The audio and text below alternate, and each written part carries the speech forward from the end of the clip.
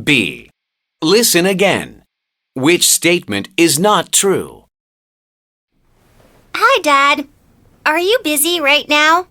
No, Jenny. I was just reading a book. What's up? Well, I don't have any hobbies, so I'm trying to join a club. Oh, great. Do you have any special interests? I think playing soccer looks fun. Jimmy joined too.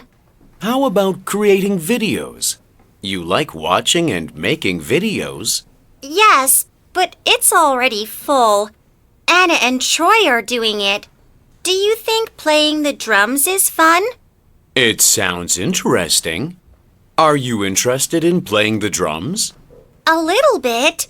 Tasha's hobby is playing the drums. She is joining a band. Okay. Then how about reading books? What? No, Dad.